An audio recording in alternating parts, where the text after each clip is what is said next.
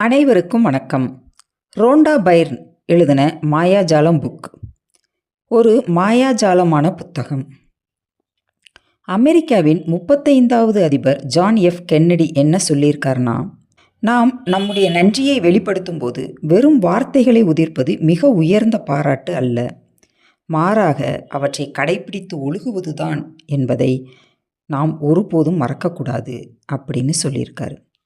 நன்றியுணர்வின் மாயாஜால சக்தியை பயன்படுத்தி உங்களுடைய ஆரோக்கியம், பணம், வேலை மற்றும் உறவுகளில் எவ்வாறு புரட்சிகரமான மாற்றத்தை ஏற்படுத்துவது என்பதையும், உங்களுடைய சிறிய விருப்பங்கள், பெரிய கனவுகள் எவ்வாறு நனவாக்குவது என்பதையும் கற்றுக்கொள்வதற்காகத்தான் இந்த 28 மாயாஜால செயல்முறை பயிற்சி வடிவமைக்கப்பட்டு இருக்கிறது. பிரச்சனைகளை தீர்ப்பதற்கும் எதிர்மறையான சூழல்களை மாற்றுவதற்கும் நன்றியுணர்வுடன் இருப்பது எப்படி என்று பழகிக் கொள்வதற்கும் இந்த 28 நாட்கள் பயிற்சி இருக்கிறது. இந்த பயிற்சியை நீங்கள் நடைமுறையில் கடைபிடிக்காமல் போனால் உங்கள் வாழ்க்கையை சுலபமாக மாற்றுவதற்கு நீங்கள் செய்யும் எந்த முயற்சியும் காணாமல் போய்விடும். அதனால் இந்த 28 நாட்கள் நன்றியுணர்வு பயிற்சியை பழகிக்கொள்வது மிகவும் அவசியம். இந்த பயிற்சியை தினமும் கடைபிடிக்கும் போது உங்கள் வாழ்க்கை மாயாஜாலமாக மாறுவதை பார்ப்பீர்கள். இந்த 28 நாட்கள் செயல்முறை பயிற்சிகள் 3 வகையாக பிரிக்கப்பட்டு இருக்கிறது.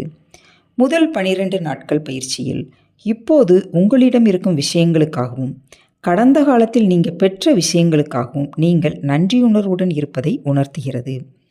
அடுத்த 10 நாட்கள் பயிற்சியில் உங்கள் விருப்பங்கள், கனவுகள் மற்றும் நீங்கள் விரும்பும் அனைத்து விஷயங்களுக்காகவும் நீங்கள் நன்றியுணர்வுடன் இருப்பதை உணர்த்துகிறது. கடைசியாக உள்ள 6 நாட்கள் பயிற்சியில் உங்களை ஒட்டுமொத்தமாக ஒரு புதிய நிலைக்கு எடுத்துச் செல்லும். அந்த நிலையில் நீங்கள் உங்கள் உடல் மற்றும் மனதின் ஒவ்வொரு உயிரணுவையும் நன்றி உணர்வால் நிரப்பிக்கொண்டு இருப்பீர்கள். நன்றியுணர்வை நீங்கள் உங்களோடு எந்த இடத்திற்கு வேண்டுமானாலும் கொண்டு செல்ல முடியும். மாயாஜாலம் நிகழும். நன்றியுணர்வுக்கு ஒரு எல்லையை உங்களால் நிர்ணயிக்க முடியுமா? ஒருபோதும் முடியாது. உங்கள் வாழ்வில் ஏற்படக்கூடிய மாயாஜாலத்திற்கு எல்லை உள்ளதா? நிச்சயமாக இல்லை. இந்த பயிற்சிகளை நீங்கள் மீண்டும் மீண்டும் பயன்படுத்துங்கள். நன்றியுணர்வு உங்கள் ஆழ் மனதில் ஆழ ஊடுருவி சென்று உங்களுடைய மூளையின் நரம்பு இணைப்புகளை மாற்றி அமைத்துவிடும். நன்றியுணர்வை உங்களுடைய நாட்களில் நீங்கள் உட்புகுத்தும் பொழுது அவை அற்புதமானவையாக மட்டுமே இருக்கும். இப்போ நீங்கள் ஒரு நோட்டும் பேனாவும் எடுத்துக்கொள்ளுங்கள். உங்களுக்கு உண்மையிலேயே என்ன வேண்டும் என்பது குறித்து எழுதுங்கள். உங்கள் வாழ்வின் ஒவ்வொரு பகுதியிலும் நீங்கள் உண்மையிலேயே எவற்றையெல்லாம் விரும்புகிறீர்கள், என்ன செய்ய விரும்புகிறீர்கள் என்பதை பட்டியலிடுங்கள்.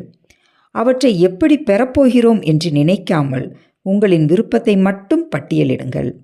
உதாரணமாக, உங்களுக்கு ஒரு நல்ல வேலை, நீங்கள் எதிர்பார்க்கும் சம்பளம், உங்கள் கூட யார் யார் எப்படிப்பட்ட மனிதர்கள் வேலை பார்க்கணும், உங்கள் குழந்தைகளின் படிப்பு, எந்த பள்ளியில் படிக்க வேண்டும், கல்வி கட்டணம் எப்படி இருக்க வேண்டும், நீங்கள் ஏதேனும் பிரயாணம் செய்ய விரும்பினால் எந்த ஊருக்கு போகணும், எதில் பயணம் செய்ய வேண்டும், நீங்கள் ஒரு கச்சிதமான வாழ்க்கை துணைவரை விரும்பினால் யார் எப்படி இருக்க வேண்டும். இந்த மாதிரி உங்களால் முடிந்த அளவுக்கு அதை திட்டவட்டமாகவும் தெளிவாகவும் எழுதி கொள்ளுங்கள். இந்த பட்டியலை வகைப்படுத்துங்கள். 1. ஆரோக்கியம் மற்றும் உடல். 2. தொழில் மற்றும் வேலை. 3. பணம். 4. உறவுகள். 5. தனிப்பட்ட விருப்பங்கள். 6. பௌதீக பொருட்கள். இதன் கீழ் உங்கள் விருப்பங்களை வகைப்படுத்துங்கள். நீங்கள் விரும்பும் பொருட்களை பற்றிய தெளிவு உங்களுக்கு ஏற்படும் போது நன்றியுணர்வின் மாயாஜால சக்தி உங்கள் வாழ்க்கையை எந்த வழியில் மாற்ற வேண்டும் என்று நீங்கள் விரும்புகிறீர்களோ அதற்கான ஒரு திட்டவட்டமான திசையை நீங்கள் அந்த சக்திக்கு கொடுக்கிறீர்கள்.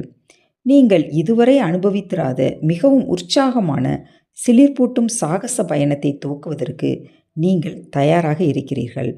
நானும் தயாராக இருக்கிறேன். முதல் நாள் பயிற்சியை அடுத்த வீடியோவில் பார்க்கலாம். நன்றி, வணக்கம்.